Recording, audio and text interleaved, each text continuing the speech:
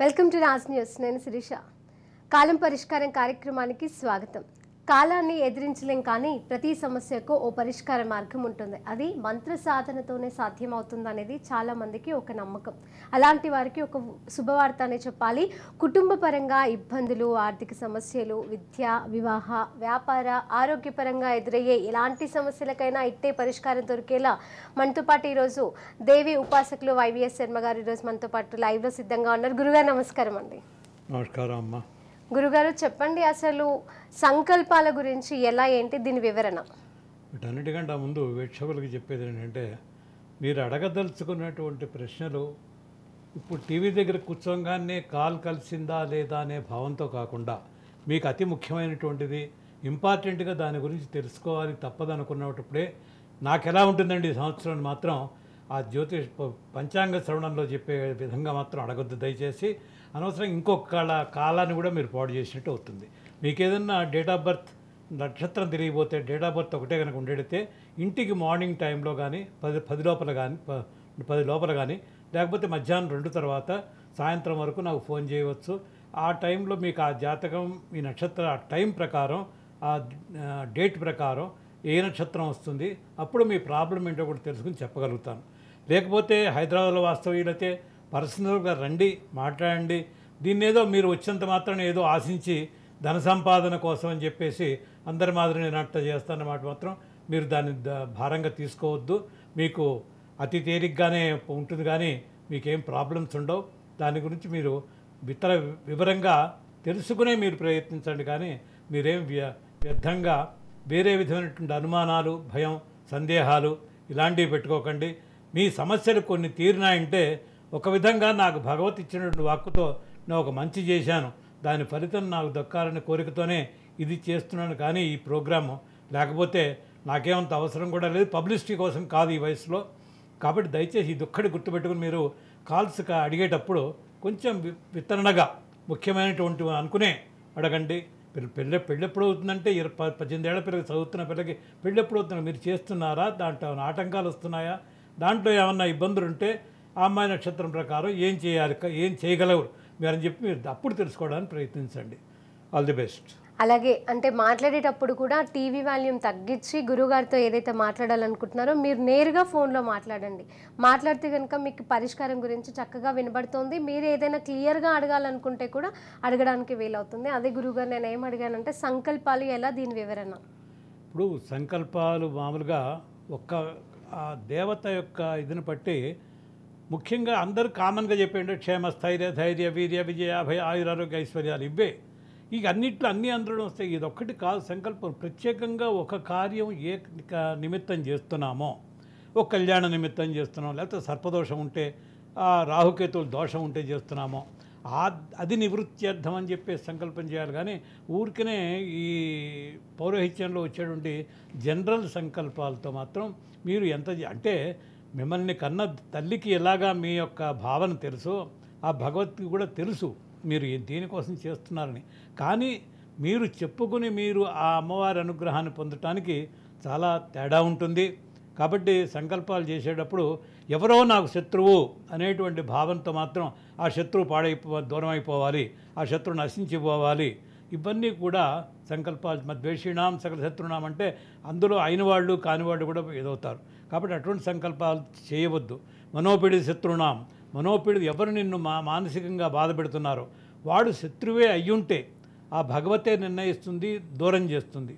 నీకు నేను చాలా మంచివాడిని, అవతల వాడికి ఎవ్వరికి నేనేమి ద్రోహం చేయను, నాకే అందరూ ద్రోహం చేస్తున్నారని చెప్పేసి అనుకోవటం పిచ్చి భ్రమ. కాబట్టి నిర్ణయం చేయవలసింది నీకు యోగ్యమైంది ఏదో ఎప్పుడు ఆ భగవతే నిర్ణయిస్తుంది. జోస్యం చెప్పినప్పుడు వాయిట్లో కూర్చొని రోడ్డు మీద కూర్చొని చిలక జోస్యం చెప్పేవాడు తలగొక్కుంటూ పోతుంటే దగ్గరికి పిలిచి కూర్చోబెట్టి నీకు 10 నిమిషాలు మాట్లాడి 10 కార్లు తీసేసి నీకు ఇన్ని దేవతలు ఉన్నాయని అదని ఇదని, మరి వీడెందుకు రోడ్డు మీద కూర్చున్నాడు ఆ 10 రూపాయల కోసమని. కాబట్టి ఎవడి ఇది వాడికి ఉంటుంది. ఆ చిరాకు ఇవన్నీ కూడా మొహంలో కనపడుతుంటే ఎంతవాడైనా ఏదో బాధల్లో ఉన్నాడని చెప్పి ఎక్స్ప్లాయిట్ చేయటానికి ఎక్కువగా ప్రయత్నిస్తారు. దీనికి గురి కాబాకండి. ఏదో పేరు మార్చుకున్నంత మాత్రాన, ఏదో ప్రతిష్టలు చేసినంత మాత్రాన, దేవాలయ ప్రతిష్టలు చేసిన వాళ్ళలో చాలామంది దెబ్బలు తిన్నవాళ్ళు ఉన్నారు, చాలామంది అయోగ్యమైనటువంటి వాటిల్లో చేసి తనకి కానివి ప్రాక్టికల్గా ఈ హైదరాబాద్లో కూడా ఉన్నారు. కాబట్టి చూస్తున్నాం. కాబట్టి అందుకని ఇండైరెక్ట్గా అన్ని పేర్లు ఇప్పుడు లైవ్లో బయట పెట్టకూడదు కాబట్టి నేను చెప్పడం లేదు. కానీ మీరు కొన్ని యోగ్యతలు ఏమిటి, ఒక దేవాలయం నిర్మించాలంటే నీకు అర్హత ఉందా లేదా, అది మాయామయీం మహాకాళీం మహాదేవ సతీం శివాం మహతీం బీజరూపాం త్వాం సౌమ్యాం దేవీం నమామ్యాం. 20 ఏళ్ల కుర్రాడు వచ్చి నాకు కాళీ ఉపాసన ఇస్తాడా అని అడిగాడు. వాడు ఏం చేసుకుంటాడు? 20 ఏళ్ల కుర్రాడు, వాడికి ఎవరో చెప్పుంటారు కాళీ పుర్రెలు వేసుకుని తిరుగుతుంటుంది, ఎవరినైనా సరే నువ్వు తలుచుకుంటే వాడిని చంపేయగలుగుతావు. ఇవన్నీ పిచ్చి మాటలు, పిచ్చి భ్రమలు తప్పితే నేను కేకలేసి పంపించేశాను. నీకెందులో చదువుకోకుండా ఈ ఉపాసనలు ఎందుకని. ఉపాసన అడగటమే నాకు గురువుగా నాకు పెద్ద ఘనకార్యం అయిపోయింది. నేను గురుస్థానంలోకి ఉన్నానని చెప్పేసి అనుకుంటే ఆ గురువే శంకనాగిపోతాడు. ముందసలు ఆ గురువు ఆ స్థితిలో ఉండకూడదు. ఎవరికి యోగ్యతలకి ఏ విద్య పనికొస్తుందో. మీరు ఇదివరకు కూడా చెప్పారు గురువు గారు, ఒక గురువు స్థానంలో నేను ఉన్నప్పుడు నా దగ్గరికి ఎవరైనా గురు ఉపదేశం కోసం వస్తే అది వాళ్ళ జాతకం ప్రకారం కానీ నక్షత్రం ప్రకారం కానీ వాళ్ళకి సెట్ అవుతుందా, వాళ్ళ లైఫ్కి ఏదైనా ఉపయోగపడుతుందా అని కూడా చూసి చెప్తాను. ఆషామాషిగా వచ్చారు కదా నేను గురువుని అయిపోవాలి అన్న తొందరపడను అని కూడా ఒకసారి చెప్పాను. తద్వారా ఏమవుతుందంటే మనకంటా పండితులు అనేక మంది ఉన్నారు ఇప్పుడు.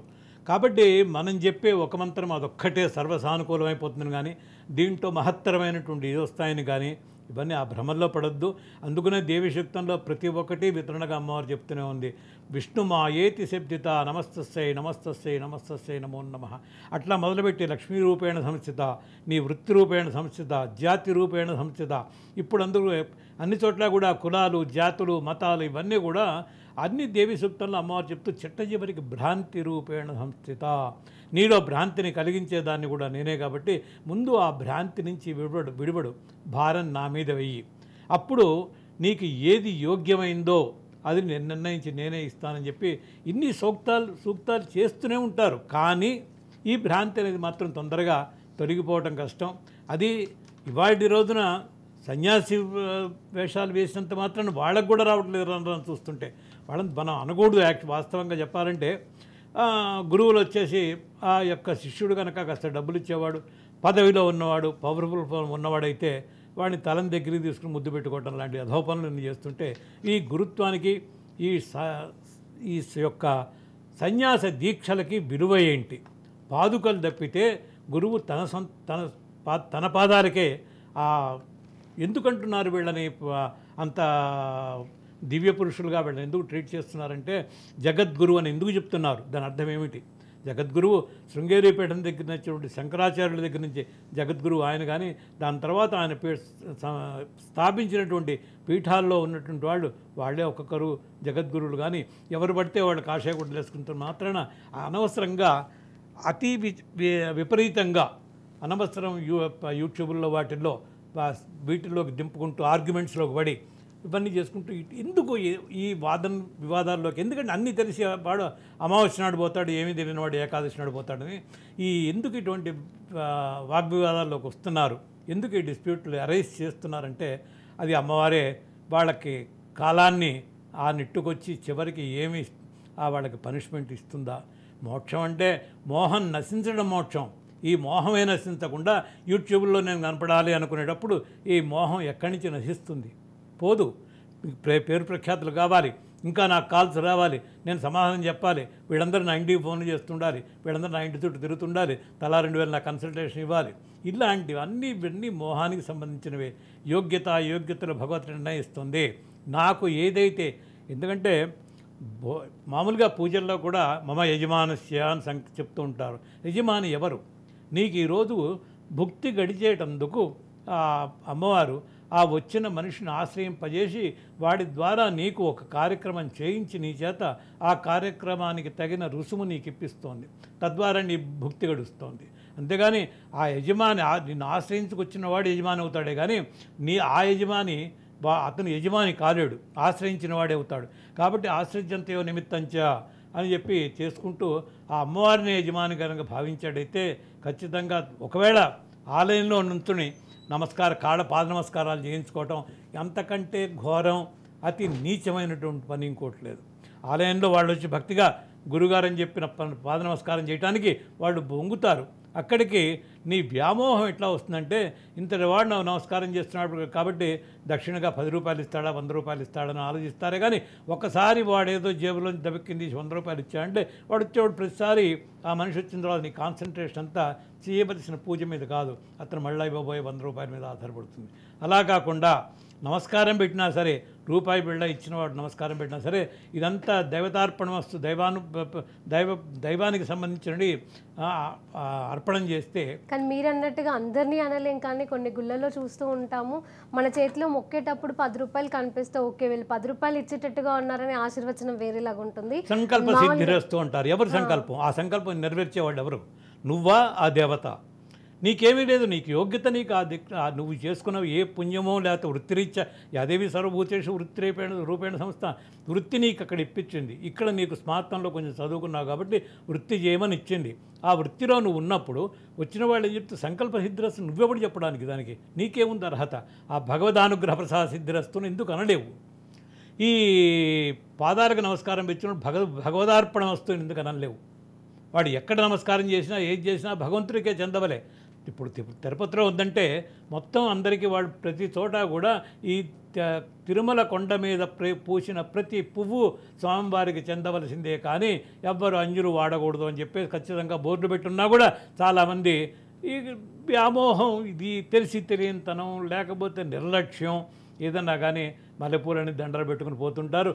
ఇటువంటివి అనవసరంగా ఇంకొకళ్ళ కాన్సన్ట్రేషన్ని పెంచకూడదు, పాడు చేయకూడదనే ఉద్దేశంతోనే అది ఏదైనా కానీ తిరుమల కొండ మీద ఉన్నటువంటి పూచిన ప్రతి ఒక్క కాయ, ప్రతి ఒక్క పండు, ప్రతి ఒక్క ఇది కూడా పరమేశ్వరుడికి చెందవలసిందే కానీ ఆ వెంకటేశ్వర స్వామికి చెందవలసిందే కానీ మనుషులు ఎవరు కూడా దాన్ని అనుభవించే యోగ్యత లేదు. కాబట్టి అందుకని తత్వ వేగాత్మ జన్మ మృత్యుగర జరాగతి అని చెప్పేసి కారణం కూడా తత్వం తెలుసుకో ముందు ఎక్కడ ఏ స్థానంలో ఎలా ఉండాలి అనేటువంటి తెలుసుకున్నట్టయితే. ఎక్కడో ఇంతకుముందు కూడా ఇంతకుముందే ఇవాళే చూశాను యూట్యూబ్లో, ఎక్కడో చిన్న మస్తాయి ఇక్కడ ఉంది ఆలయంలో చాలా గొప్పగా ఉంది అదేం చూపిస్తుంటే ఆశ్చర్యం వేసింది. చిన్న మస్తాయి ఎక్కడుంది అసలు? ఒరిజినల్గా కాశ్మీర్ దగ్గర ఉన్నటువంటి నవదుర్గల్లో అక్కడ దశమహావిద్యలు ఇవన్నీ కూడా ప్రతి ఒక్కటి ఒక్కొక్క ప్రదేశంలో స్వయంభూగా ఉన్నాయి. అవి వదిలిపెట్టి ఇక్కడెవరో ఒకడ చిన్న మస్తాన్ని పెట్టానని, ఎక్కడో జ్వాలాముఖిని పెట్టానని, ఎవడో భగళాముఖిని పెట్టానని, ఇప్పుడు శ్రీశైలంలో భగళాముఖి హోమం చండీతో పాటు ప్రతిరోజు చేస్తున్నారు. భగళాముఖి ఏంటి? స్తంభన విద్య. అది ఆ తత్వం ఎందుకు మొదలుపెట్టారు? అదరుకు రోజుల్లో అయితే లేదు, నేను చూసిన 30-30 ఏళ్ల క్రితం అయితే లేదు. ఇప్పుడు కొత్తగా భగళాముఖి ప్రతిరోజు చేస్తున్నారు. మరి వాళ్ళ యొక్క ఆలోచన విధానం, వాళ్ళందరూ పండితులు కాబట్టి నేను అజ్ఞానుణ్ణి, నాకు తోచినంత వరకు అది భగళాముఖి అంత అవసరం లేదు. ఆ భగళాముఖి యొక్క తత్వం వేరు పూర్తిగా. స్తంభన బాణాయ ధీమహి అని చెప్పేసి దాని గాయత్రి వస్తుంది. కాబట్టి ఆ విద్యల యొక్క తత్వం ఏది, ఏ విద్య దేనికి వాడాలి అని చెప్పేసి తెలుసుకుంటే దాని యొక్క ఫలితం ఏ గురువు ఎవరు ఏ మంత్రోపాసన చేసిన వాళ్ళు చేసినా కూడా దాని ఫలితాలు వస్తాయి. కానీ పౌరోహిత్యంలో ఉన్నప్పుడు వాళ్ళ స్మార్త విద్య వాళ్ళ వరకే పరిమితం. వాళ్ళు పలికినట్టుగా ఏ మంచి సూక్తం కానీ ఇలాంటి సూక్తాలు స్వచ్ఛంగా పలకడానికి నా వల్లే కాదు. అట్లా కాబట్టి ఎవరు చేసే పని వాళ్ళే చేయాలి. తద్వారానే ఆ ప్రేక్షకులందరికీ వీక్షకులు ఇప్పుడు ఎవరైనా కానీ అడిగి ఆశ్రయించుకుని దేవాలయాలకు వెళ్ళే వాళ్ళకి ఆ ఫలితాలు పూర్తిగా దక్కుతాయి. ఒకసారి కాలర్ అయితే రెడీగా ఉన్నారు. చౌటుప్పల్ నుంచి యశోద గారు. యశోద గారు నమస్తే అండి. యశోద గారు చెప్పమ్మా. ఇప్పుడు బగలాముఖి అన్నారు కదా సార్, ఆ బగలాముఖి గురించి ఏమైనా తెలియజేస్తారా? అది స్తంభన విద్యమ్మ. వాచం ముఖం పద స్తంభే జింహాంకేరే బుద్ధిం వినాశయ. అంటే ఎక్కడో ఆ యొక్క తత్వంలో ఆ మనిషి దూషణ భూషణ తిరస్కారాలు ఇలాంటి తన్ని అవమానిస్తూ వచ్చేటువంటి మనుషులకి ఇవి లేకుండా వాటి నుంచి తప్పించుకోవడం అంటే ఏం లేదు, వాటి నుంచి దూరంగా ఉండగలగటానికి ఆ మనిషి యొక్క వాక్కుని బంధన చేయటమే. ఇది ఇప్పుడు బంధన చేయటం అంటే అది కూడా భగవత్ నిర్ణయం కావాలి. నువ్వు అనుకుంటున్నావు ఏదో ఇది ఒక 10,000 హోమం చేసేస్తే వాడి వాక్కు బంద్ అయిపోతుంది అంటే ఏంటి అర్థం? నోరుని మూయించగలుగుతావా? లేదే. వశీకరణం అంటున్నారు. వశీకరణం అంటే నువ్వు ఆ వ్యక్తిని ఎంతసేపు ఆకర్షణ చేసుకోగలుగుతావు? ఇవన్నీ ఆకర్షించే తాత్కాలికమైనటువంటి విద్యలు. ఇప్పుడు ఎక్కడ ఏ రోడ్డు మీద పోతున్నా కూడా చిన్నవి పోచమ్మ, మైసమ్మ, ఎల్లమ్మ ఇవన్నీ అని ఓ చిన్నవి దుర్గా విగ్రహాలే ఉంటాయి ఎక్కడ చూసినా కూడా. ఇంకో రకంగా ఏం విగ్రహాలు ఉండవు. అయితే వీటన్నిటికి కూడా వాళ్ళు చేసే వామాచారం, దక్షిణాచారం అనే దాంట్లో వామాచారమే పూర్తిగా చేస్తారు. మంత్రతంత్రాలు దానికి అక్కడ ఏం లేకపోయినా కూడా ఏదో వేప మండలతో అది ఇది చేసుకుని ఇంత కళ్ళు వారబోసి ఆ తర్వాత వీడు కొంత దాగి అమ్మవారి ముందర కొంత పోసి ఇదంతా ఏంటంటే మానసికమైనటువంటి వాళ్ళ యొక్క వీక్నెస్తో చేసేటువంటివే. కానీ అని ఇవన్నీ ఫలితం ఇవ్వవని కాదు. మరి వాళ్ళ రేంజ్కి వాళ్ళ యొక్క ఇదికి ఫలితం ఇవ్వవచ్చు గాక, కానీ తాత్కాలికమైన కాబట్టి ఈ శ్రీ విద్య అనేటువంటిది చిరస్థాయిగా నీ వంశాన్ని తరతరాలుగా పెట్టగలిగేటువంటివి ఈ శ్రీ విద్యలో ఉన్నటువంటి అనేక రకాల విద్యలు, అనేక రకాల సాంప్రదాయాలు, అనేక రకాల తత్వాలు, అనేక రకాల మంత్రాలు ఇవన్నీ ఉన్నాయి. కాబట్టి గురుముఖత నీకేది యోగిస్తుందో తెలుసుకుని నేను ప్రత్యేకంగా చెప్పుకుంటూ వచ్చాను. సార్ కాలర్ రెడీగా ఉన్నారు. హైదరాబాద్ నుంచి ప్రభాకర్ రెడ్డి. ప్రభాకర్ రెడ్డి గారు నమస్తే అండి. నమస్తే అమ్మా. ఎవరి గురించి తెలుసుకోవాలనుకుంటున్నారు సార్? నా భార్య గురించి అమ్మా. ఓకే, మీ భార్యది నక్షత్రం, ఏం తెలుసుకోవాలనుకుంటున్నారు? నక్షత్రం తర్వాత యాక్చువల్గా మా డేట్ ఆఫ్ బర్త్ లేదమ్మా. ఓకే, అయితే ఒక పని చేయండి. మీరు ఏంటంటే ప్రభాకర్ రెడ్డి గారు స్క్రీన్ పైన నంబర్స్ కనిపిస్తున్నాయి కదా, ఆ నంబర్స్కి రేపు ఉదయాన్నే మీరు కాల్ చేస్తే గురువుగారు ఫ్రీగా ఉంటారు. ఆ టైంలో మీరు మాట్లాడగలిగితే డేట్ ఆఫ్ బర్త్ కూడా లేదంటున్నారు కదా, దానికి సంబంధించి ఏరియాలో ఎక్కడ జన్మస్థలం అనేది తెలుసుకోండి. యాక్చువల్గా గురు ఏంటండి అమ్మా ఆ పేరు అది రేపు వివరాలు నాకు ఫోన్లో చెప్పండి. అప్పుడు భగవతి ఏం సమాధానం చెప్తుందో మీకు చెప్తాను. Right, all the best. ఒకవేళ మీరు హైదరాబాదే కాబట్టి మీరు స్క్రీన్ పైన కనిపిస్తున్న అడ్రస్ కూడా ఉంది, గురువుగారి అడ్రస్లో కూడా మీరు డైరెక్ట్గా కలవచ్చు. స్క్రీన్ పైన ఉన్న నంబర్స్కి అయితే కాల్ చేసి అపాయింట్మెంట్ కూడా తీసుకోవచ్చండి. అలాగే ఇప్పటివరకు మామూలుగా మనం గుళ్ళలకు వెళ్తూ ఉంటాము, కోరికలు ఏవేవో కోరికలు కోరుకుంటూ ఉంటాం. అసలు కోరికలు ముఖ్యమా లేదంటే అమ్మవారి అనుగ్రహం మనం ముఖ్యమా? ఇప్పుడు ఈ కలియుగంలో జీవిత లక్ష్యం తను ఇవాళ అనుకున్నది ఇవాళ జరిగితే దాని ఆనందం పొందుదామని తాపత్రయం తప్పితే ఎక్కడో తర్వాత ఇదిలో మరణం తర్వాత జరగబోయేటువంటి ఆత్మానందం అని కానీ మోక్షం అని కానీ, మోక్షం అంటే వాడు మోటే కారణం అసలు మోహం నశించడమే మోక్షం. మోహం ఎట్లా పోతుంది? పిల్లల మీద మోహం పోతుందా? భార్య మీద మోహం పోతుందా? సంపాదన మీద మోహం పోతుందా? ఆస్తుల మీద మోహం పోతుందా? ఈ కీర్తి ప్రదర్శనల మీద మోహం పోతుందా? ఏది పోదు. ఇది అంత తేలికైనటువంటి విషయం కాదు. నిర్వికారంగా పూర్వం రోజుల్లో ఎక్కడో శ్రీశైలం అడవుల్లోనో హిమాలయాల్లోనో వెళ్ళి ఇప్పటికీ కూడా ఆ శంబల అనేది ఉందనే అంటారు. వద్దిపర్తి ఆయన కూడా ఆ శంబల గురించి మధ్య యూట్యూబ్లో ఇస్తున్నాడు. అటువంటి ప్లేసెస్లో ఉండేటువంటి వాళ్ళు ఈవెన్ ఉజ్జయినిలో కూడా ఆ గట్కాడికా ఏరియాలో ఆ కాలభైరవుడు, వటుక భైరవుడు పక్కన ఉన్నటువంటి గుహల్లో నేను చూశాను. అక్కడ ఆ గుహలు తపస్సు చేసుకుంటున్న వాళ్ళు కూడా ఇట్లా కొన్ని ప్రదేశాలు ఉన్నాయి. తపస్సు అంటే వీళ్ళకి ఏ విధమైనటువంటి ఇక బాహ్య ప్రపంచంతో సంబంధ బాంధవ్యాలు లేకుండా తిన్నారా తినలేదా వీళ్ళకి ఆహారం ఉందా లేదా అని లేకుండా తపస్సు చేయగలిగినటువంటి మానసిక నిబ్బరం రావటమే మోక్షం కలుగుతుంది. దాని ఆనందం ముందర మిగతావన్నీ తృణప్రాయమైనటువంటి ఇవాళ భోజనం చేసి కాసేపట్లో కొంత నేడు కడుపు నిండు తర్వాత సాయంత్రం కోసం వెయిట్ చేయడమే కదా. కాబట్టి ప్రవీణ్ జగిత్యాల నుంచి లైన్లో ఉన్నారు. ప్రవీణ్ గారు నమస్తే అండి. నమస్తే మేడం. ఎవరి గురించి తెలుసుకోవాలనుకుంటున్నారు ప్రవీణ్ గారు? నా గురించి అండి. మీ నక్షత్రం? ఆరుద్ర నక్షత్రం. ఆరుద్ర నక్షత్రం. ఏం చేస్తున్నాడు ఆయన? ఇంతకుముందు వ్యాపారం చేసినా, ఇప్పుడు లాస్ వచ్చింది. ఏం చేస్తున్నాను సార్? ఇంట్లో ఇప్పుడు లాస్ వచ్చింది, ఏం చేయట్లేదు అంటున్నారు. వ్యాపారం ఎన్నాళ్ళు బట్టి చేస్తున్నావు? నేను 10 సంవత్సరాలు అవుతుంది సార్. ఏం వ్యాపారం చేసావు? మేము కిరాణం షాప్ అండి. ఏంటిది? మెకానికా? కిరాణం షాప్. ఓకే. కొంచెం ఒక కరెక్ట్గా చెప్పాలంటే నీ క్యాల్కులేషన్, నీ వే ఆఫ్ థింకింగ్ కొంచెం మార్చుకోనైనా నీకు ఉన్న కోపాన్ని తగ్గించుకో. డబ్బులు ఇవ్వలేదని చెప్పేసి వాళ్ళ మీద కోపడితే ఉన్నాయి మొత్తం పోతాయి టోటల్గా. లోకల్ వాడి దగ్గర నుంచి వాడి దగ్గర నీకు చేజారిపోయినటువంటి తెచ్చుకోవటానికి కొంచెం లౌకికం ఉపయోగించాలి మెల్లిగా. బతిమలాడో భంగపడో ఏదైనా ఎవరితో చెప్పించో చేసుకోవాలి. కానీ ఇట్లానే రోజు నువ్వే లాస్ అయ్యావు.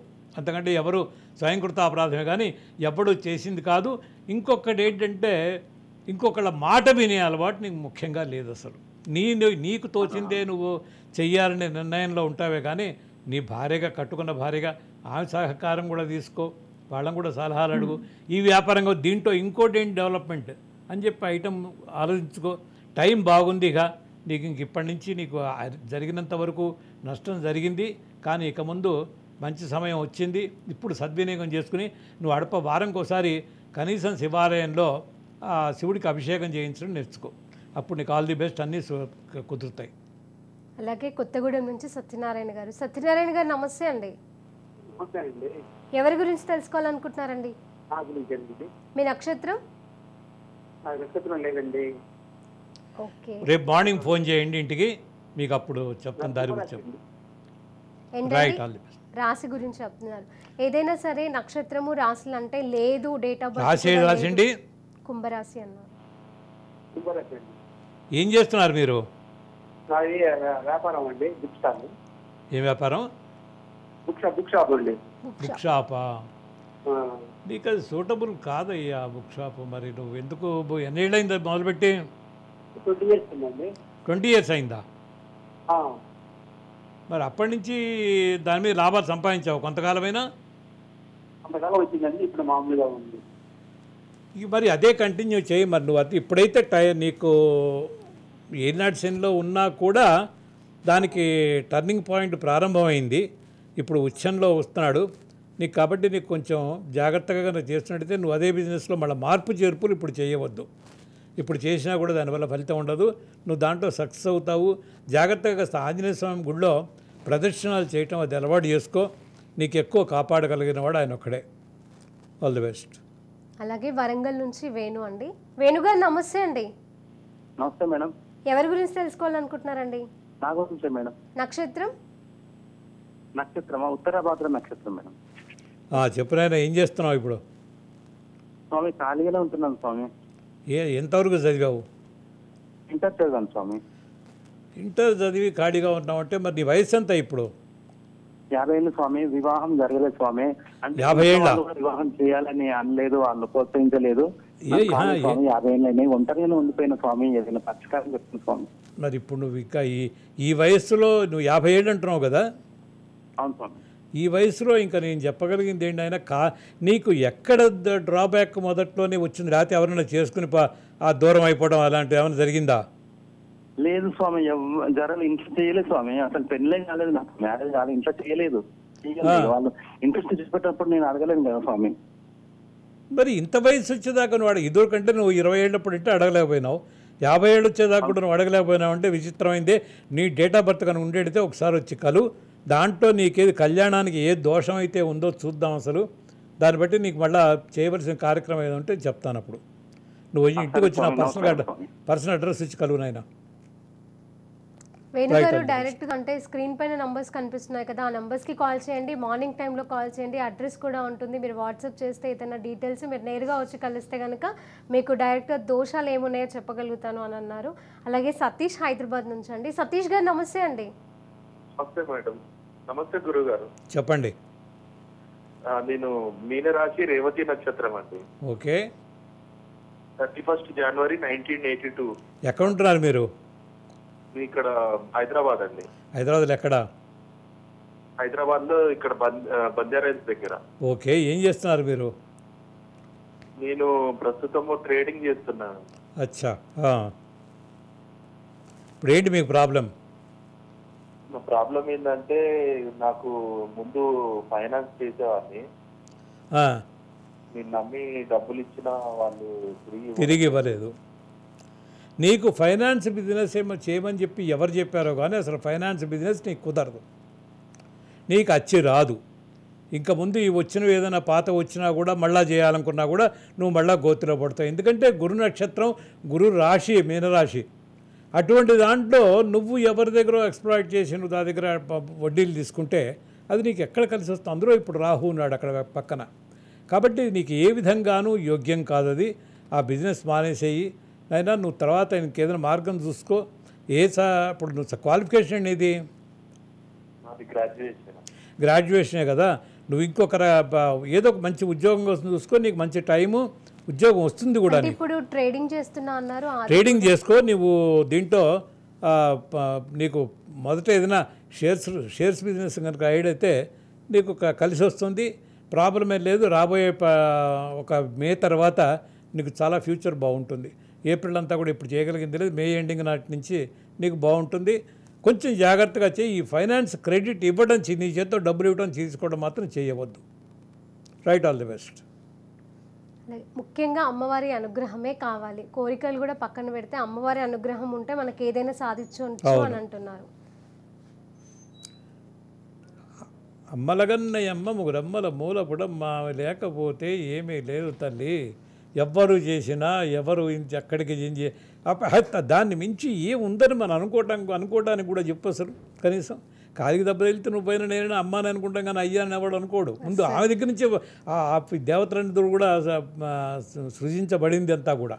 కాబట్టి అమ్మని ఏదైనా కూడా ఇప్పుడు ఒకటేంటంటే ఈ ఆడవాళ్ళ ఇళ్లలో ఇంకా ఒక విధంగా చెప్పాలంటే ఈ అమ్మవారి కుంకుమార్చనల రూపంగా కానీ ఈ వీటిల్లో ఇంకా ఇంట్లో ఆడవాళ్ళు చేస్తున్నారు కాబట్టి మగవాళ్ళు ఇవాళ కాస్త కాలు రెత్తుకొని బయట తిరుగుతున్నారు. మాకు పనులుంటాయి, మేము చెయ్యం. ఇదొకంత నాస్తికవాదం అంతా పైకి పటాటోపమే, కానీ లోపల ఆ దేవుడంటే భీతి, భయం, భక్తి అన్నీ ఉంటాయి. కానీ మేము నాస్తికులం, మాకు దేవుడు అంటే నమ్మం. ఇవన్నీ పిచ్చి మాటలు, అవతల వాళ్ళని మోసం చేసేందుకు చెప్పే మాటలే. కానీ ఆ భార్య అయితే మాత్రం ఏం మాట్లాడకుండా బయట పని తప్పించుకోవడానికి బయట తిరిగి వస్తుంటారు. ముందు ఉన్న వాటిలో 10 నిమిషాలైనా సరే ఆ దేవుడి కోసం స్పేర్ చేసి దండం పెట్టుకుని ఆ గణపతిని కొలుచుకుని, ముందు గణపతి లేదే, ఏ మంత్ర విద్య లేదు, ఏ దేవత కూడా లేదు. కాబట్టి దేవుణ్ణి కాస్త గణపతిని కాస్త తెలుసుకుంటూ కొలుచుకుంటూ గనక ఎవరైతే నిత్య జీవితం సాగిస్తారో వాళ్ళు ఒకదాని నుంచి అందరికీ ప్రాబ్లమ్స్ లేకుండా ఎంతటి పీఠాధిపతులు కూడా లేరు. కాబట్టి అనారోగ్యాలు వాళ్ళకే ఉంటాయి, ప్రాబ్లమ్స్ వాళ్ళకే ఉంటాయి. ఏమీ లేవనుకుంటే అసలు వాళ్ళు ఇంకా ఈ దీనిలో ఉండరు, మోక్షాన్ని పొందుతారు. ఉండబట్టే ఇంకా వెనక తాపత్రయాలు ఉండబట్టే కొన్నాళ్ళపాటి జీవితకాలం వాళ్ళకి గడుస్తూనే ఉంటుంది. కాబట్టి ఎంతసేపటి మోహన్ నశించాలి అంటే మానవుడు కలియుగంలో గృహస్థుగా మాత్రం తప్పనిసరిగా గణపతి అమ్మవారిని తలుచుకునే ఏ పనినా చేయండి, అందరికీ శుభం కలుగుతుంది. ఓకే గురువు గారు, మా ప్రేక్షకులకు చక్కటి సలహాలు సూచనలు ఇచ్చారు. థ్యాంక్ యూ సో మచ్ అండి. మరి ఇది ఇవాల్టి కాలం పరిష్కార కార్యక్రమం. చూస్తూనండి రాస్ న్యూస్.